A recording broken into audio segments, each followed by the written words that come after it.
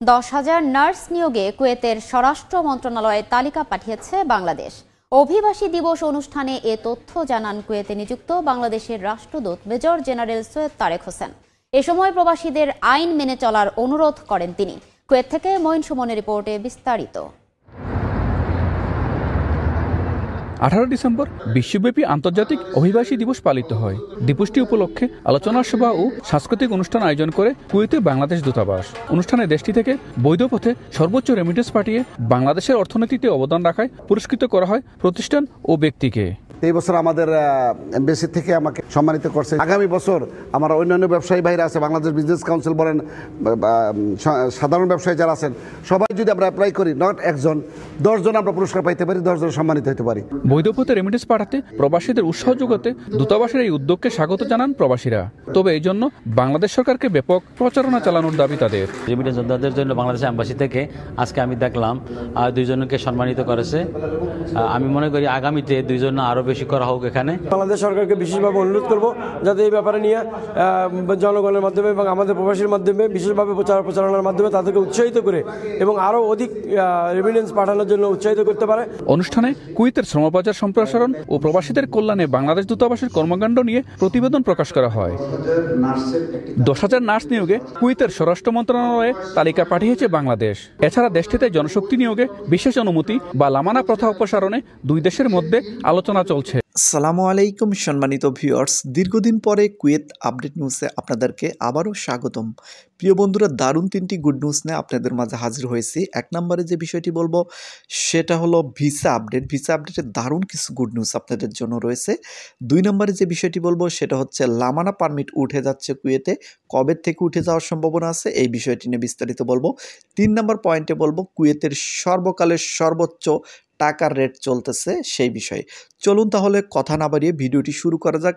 যারা চ্যানেলে নতুন আসবেন অবশ্যই চ্যানেলটি সাবস্ক্রাইব করে রাখবেন, কারণ খুবই গুরুত্বপূর্ণ এবং 100% সত্য নিউজগুলো আপনাদের মাঝে প্রতিনিয়ত তুলে ধরাই আমার কাজ।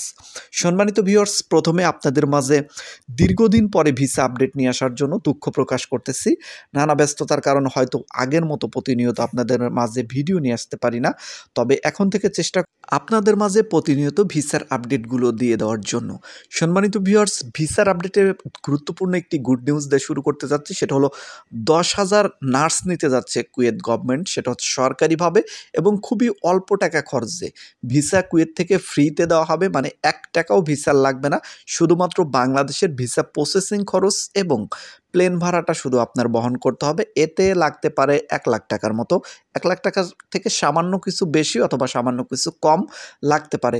বিগত দিনেও অনেক নার্স কুয়েতে এসেছেন, তাদেরকেও প্রায় 1 লাখের মতো খরচ হয়েছে। আপনার হয়তো 10-20 হাজার টাকা কম বেশি এরকমই খরচ হবে।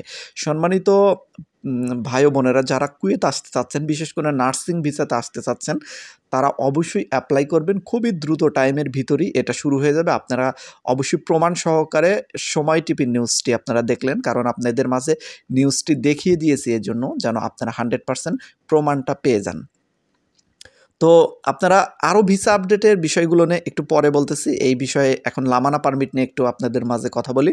লামানা পারমিট নিয়ে অসংখ্য ভাই ও বোনেরা আমার কাছে বারবার কমেন্ট করেন যে ভাই কবে থেকে উঠে যাবে, উঠে যাওয়ার সম্ভাবনা আছে কিনা।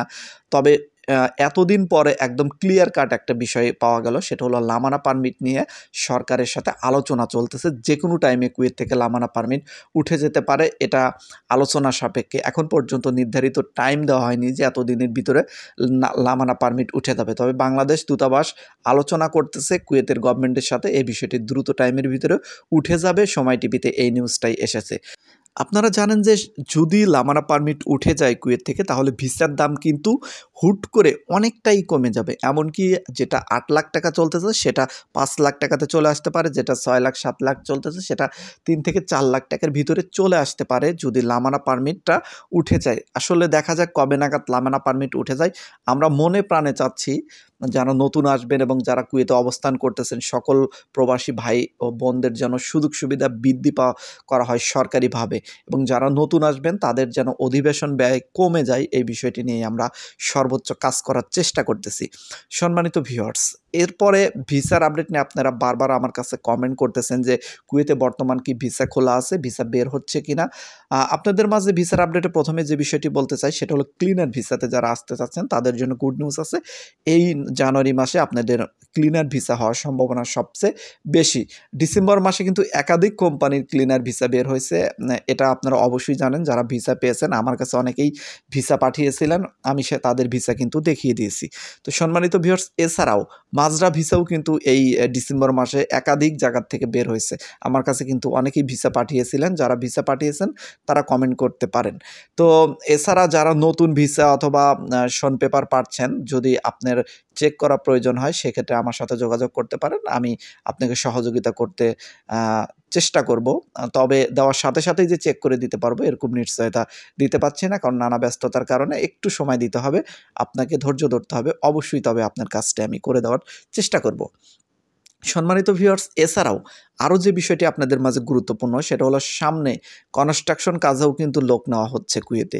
কনস্ট্রাকশন কাজে আপনারা আসতে পারবেন জানুয়ারি থেকে, অনেকগুলো ভিসা দেওয়ার কথা এবং কুয়েত গভর্নমেন্টের সাথে বাংলাদেশের গভর্নমেন্টের আলোচনা চলতেছে দক্ষ শ্রমিকের নেওয়ার জন্য। দক্ষ বলতে আসলে ধরেন একটা বিষয়ের উপর আপনি 2-3 মাস ট্রেনিং দিয়ে চলে আসলেন, যেমন ড্রাইভিং হতে পারে, সেটা হতে পারে ইলেকট্রিশিয়ান, সেটা হতে পারে যেমন কনস্ট্রাকশন কাজ, অথবা আপনাকে কিচেনের কাজ, অথবা মার্কেটিংয়ের কাজ, অথবা দর্জির কাজ, নানা রকম কাজ হতে পারে। যারা আপনারা অভিজ্ঞ আছেন তাদেরকে এক্সট্রা আলাদাভাবে ভিসা দেওয়ার জন্য পরিকল্পনা চলতেছে।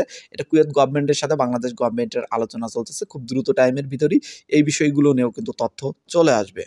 তো আসলে মোট কথা হচ্ছে কুয়েতে যারা আসতে চাচ্ছেন তাদের জন্য মোটামুটি নতুন সরকার ভালো কিছু উদ্যোগ নিয়েছেন এবং এর ভিতরেই কিন্তু অনেকেই কিন্তু কুয়েতে চলে আসছেন এবং নতুন যারা আসবেন তারা মোটামুটি ভালো সুযোগ সুবিধা পাবেন।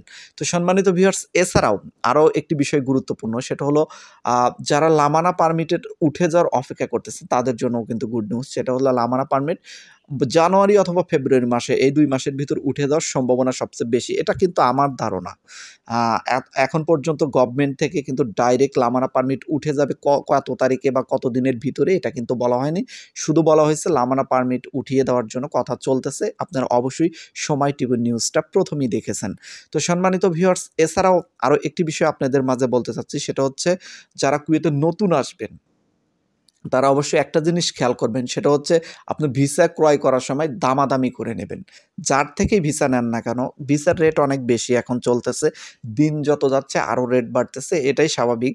তবে যদি কুয়েত গভর্নমেন্টের সাথে কথা বলে লামানা পারমিটটা উঠিয়ে দিতে পারে 2 মাসের ভিতরে, তাহলে কিন্তু অবশ্যই এই বিষয়টি নিয়ে অনেকটাই ভিসার দাম কমে আসবে। তখন বাংলাদেশ থেকে প্রচুর লোক আসার সুযোগ সুবিধা পাবে। লামানা পারমিটের ঝামেলার জন্যই কিন্তু কুয়েত থেকে বাংলাদেশিদের জন্য ভিসা বের করতে, মানে বাংলাদেশিদের জন্য প্রাইভেট সেক্টরের ভিসাগুলো তেমন একটা বের হয় না। প্রাইভেট সেক্টর বলতে আমি বুঝাচ্ছি হচ্ছে যেগুলো প্রাইভেট কোম্পানিতে আছে, যেগুলো আছে আর কি, বাংলাদেশে যেমন প্রাইভেট কোম্পানি আছে না, ব্যক্তিগত মালিকানা কোম্পানি, ঠিক এই দেশেও ব্যক্তিগত মালিকানা কোম্পানি আছে, সেই কোম্পানিগুলোর কথা বলতেছি। এই কোম্পানিগুলোর থেকে কিন্তু তেমনভাবে ভিসা বের করে না, তারা লামানা পারমিট নিতে গেলে অনেক ঝামেলা হয় যার কারণে। আর একটা বিষয় দেখেন, তানজিবকো, আল ফয়সাল, পিসাইট, Abdul Hamid national, GM, UFM থেকে শুরু করে যে বড় বড় কোম্পানিগুলো আছে, ওরা কিন্তু প্রচুর লোক বাংলাদেশ থেকে নিতে চাচ্ছে, কিন্তু শুধুমাত্র লামানা পারমিট পায় না বলে অন্য দেশ থেকে নিয়ে আসে, নেপাল থেকে নিয়ে আসে, শ্রীলঙ্কা থেকে নিয়ে আসে, শেষমেশ বাংলাদেশিদের নিতে পারে না শুধুমাত্র লামানা পারমিটের জন্য। লামানা পারমিট যখন না পাচ্ছে তখন কিন্তু অন্য দেশ থেকে তারা শ্রমিক নিয়ে আসতেছে, যার কারণে কিন্তু বাংলাদেশের যে যারা আসার সুযোগ খুঁজতেছে বা পাসপোর্ট জমা দিয়ে রাখছে তারা কিন্তু তেমনভাবে ভিসা পাচ্ছে না। তো আমি খুব করে চাই সরকার যেন এই বিষয়টি গুরুত্ব দেয়, লামানা পারমিটটা যেন উঠিয়ে দেয়। সম্মানিত ভাই, এছাড়াও আরও যদি কোনো বিষয় আপনার জানার থাকে অবশ্যই কমেন্ট সেকশনে কমেন্ট করবেন। সর্বশেষ দিনের রেট জানিয়ে আজকের ভিডিওটি শেষ করব। একদিনের সমান ইতিহাসের সর্বোচ্চ রেট চলতেছে, একদিনের সমান আপনারা পাবেন 420 টাকা। কুয়েতের দিনারের রেট কিন্তু হুড় করে বেড়ে চলেছেন, যেমন গত সপ্তাহেই 405 টাকা, 6 টাকা, 60 টাকা ছিল, এই সপ্তাহে এসে 420 টাকা হয়ে গেছে। সামনে আরও বাড়ার সম্ভাবনা আছে, দেখা যাক কত টাকা হয়। সম্মানিত ভিউয়ার্স, আজকের মতো এখানেই বিদায় নিচ্ছি। কারা কারা কী বিষয়ে জানতে চান, প্রশ্ন থাকলে অবশ্যই কমেন্ট সেকশনে করে যাবেন, পরবর্তী ভিডিওতে আপনাদের প্রশ্নের উত্তর দেওয়ার জন্য চেষ্টা করব। সবাই ভালো থাকবেন, সবার জন্য সুস্বাস্থ্য কামনা করে ভিডিওটি এখানেই শেষ করলাম। আল্লাহ হাফেজ।